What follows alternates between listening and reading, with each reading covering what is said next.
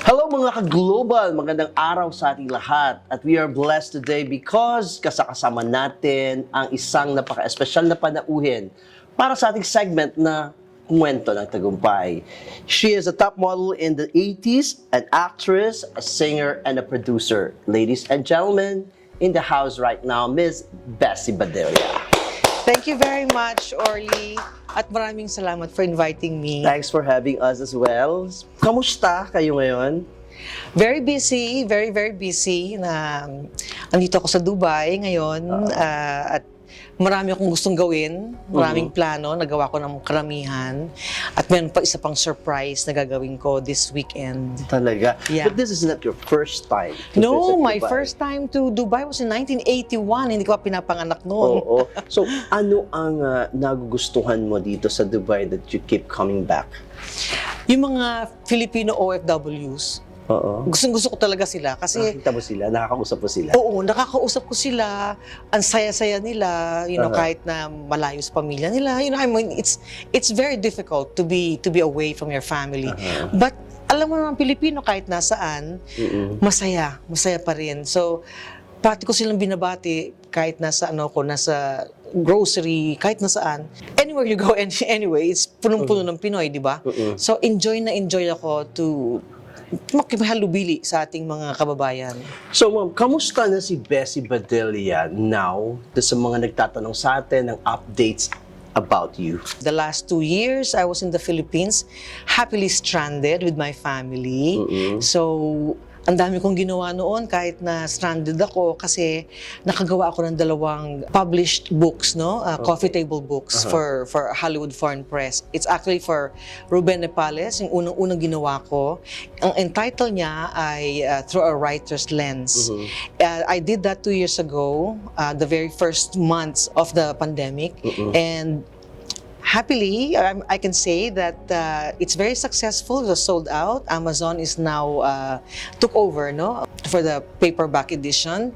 And then, nanalo ang libro sa Arts and Entertainment Journalism Awards in Los Angeles, which is a very big award. Wow. And for me too, because it's my very first publication. So right after that, I did a second coffee table book for Janet Nepales. This time, it's about fashion, and it's entitled Fashion, Filipino, Hollywood, the World. Ito, nung nilabas namin to, sold out siya in 2 weeks. Talaga? Kasi ang dami, we incorporated not only Hollywood fashion, but the Filipinos in Hollywood. The likes of Michael Cinco, Ezra Santos, Fern Amato, all of these names, Oliver Tolentino. These are the names behind the beautiful gowns worn by the celebrities on the red carpet. So we did that book, with all the celebrities on the red carpet, including 15 famous Filipino designers from the Philippines, from Dubai, from Los Angeles.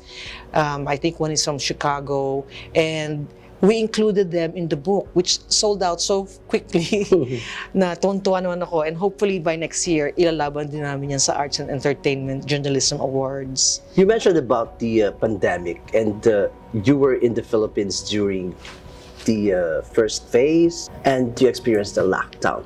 Ano yung mga natutunan nyo during this period? I learned about the importance of family. Close ako sa pamilya ko kasi marami kami, I'm one of 8 kids. Malaking pamilya namin. And nung matagal kang nasa bahay lang, kasama mo lang pamilya mo, na-realize ko na you don't need anything else in this world, to be happy. You just have your family. That's it, And I was lucky that one of my daughters, Ines, was also stranded with me. So kasama ko siya. Ang worry ko lang noon is yung 2 anak ko sa States, Isabel and Blanca, na one is in Minnesota and one is in New York. So worried ako, but at the same time, alam ko naman na they're mature enough to be careful and to take care of themselves. Yeah, stay home and work from home. Ano naman ako, ang dami kong natutunan during the time that I was in the Philippines for 22 months. Ang importante doon yung togetherness with the family, na yun nga, I learned na you don't need anything else, when you have family. Kasi masaya talaga. When you know you love these people and they love you back. Yeah, okay. Mag-flashback muna tayo. Okay. During the time that you were doing activities for modeling, acting, and producing films. Can you tell us and share stories about this? When I was modeling in Paris, kasi nag-Paris ako for 4 years, Okay. no? So, twice a year, I would go to Paris for the Pret-a-Porter in Paris, and then the Igedo in Dusseldorf, in Germany. So, I would be gone for about 2 weeks or 2 months, no? Because 2 weeks yun, bali, 1 week in Paris and 1 week in Dusseldorf. But I would be gone for about 2 months at a time, no, for fall and winter collection, and then after 6 months, another 2 months for the spring summer collection. So, but in between those months that I don't work in Paris, I would go back home. Nag-branch out ako into sitcoms. So, naging komedyante ako. Totoo? Naging komedyante ako. Na-discover ako ni Mr. M, Okay. Mr. Johnny Johnny Manahan. Manahan. Yeah, Johnny Manahan said you have to be part of a sitcom that I'm producing and directing, which was Kasi Babae with Gloria Diaz, okay. Janice Jurado, Pusit, yeah, Johnny Wilson. Ang counterpart naman yung palibhasa, lalaki. Yeah, di ba? so after naging very successful ang Kasi Babae, gumawa rin si Mr. M ng palibhasa lalaki. Yeah. Ang writer namin noon was Joey Reyes. So, what did you enjoy most? Yung pagiging model or pagiging actress? Orly pareho.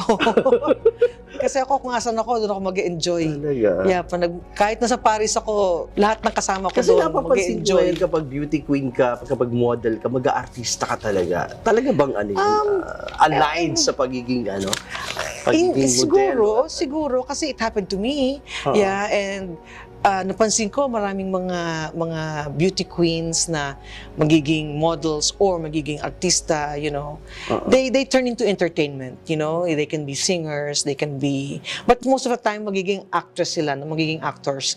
So yeah, I think it's a common thing, you branch out into another art form, but yeah, entertainment, yeah. Okay. It's performing arts. Yes, let's talk about your advocacies. You are promoting Philippine tourism. Yes, Can 10 you years. enlighten us Yeah, about 10 years ago, a couple of my friends, we started a group called Come Visit My Philippines.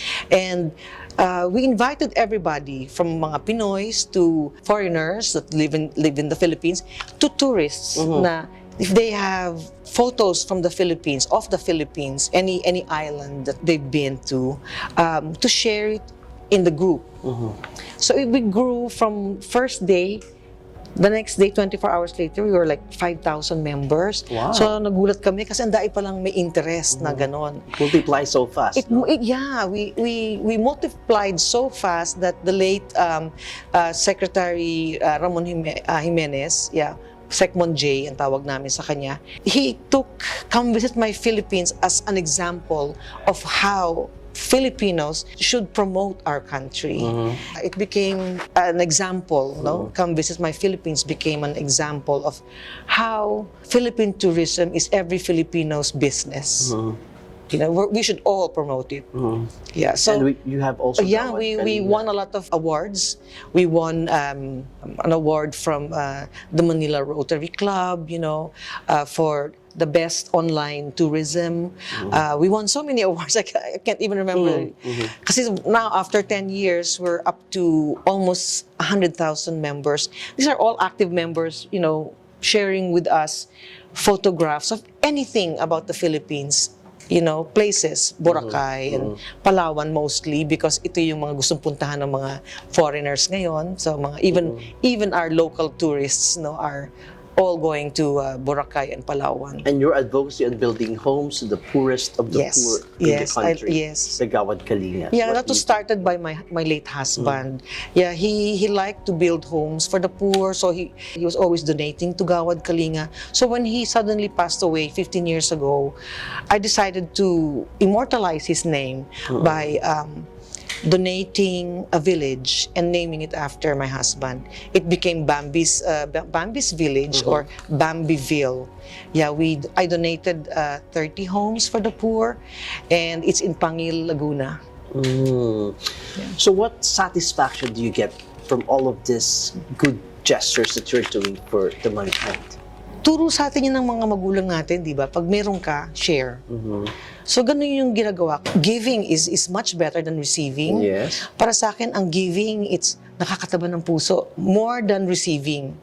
Oo. Kasi yung receiving, parang ano yun eh. Pag may nakuha ako, may na-receive ako, it is still for me to share it with everybody. Family and friends and people that I don't even know, you know. As we say, the poorest of the poor. So, nung nangyari yun, yung 30 homes sa isang village, ang taba ng puso ko doon. Nakakataba ng puso. Yeah, so. Okay, Mom, thank you very much for this wonderful words, inspiring story that you have shared with us. Maraming salamat sa oras.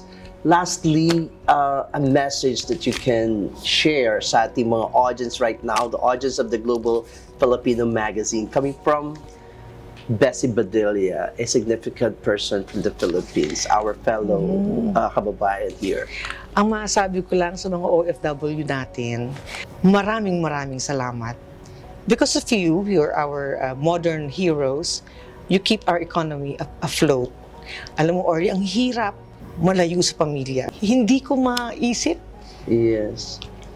So maraming salamat sa ating mga OFWs. So maraming salamat po sa lahat ng mga nakasama namin. This has been a very wonderful discussion. Maraming salamat po. Thank you. Bye everyone. God bless and stay safe.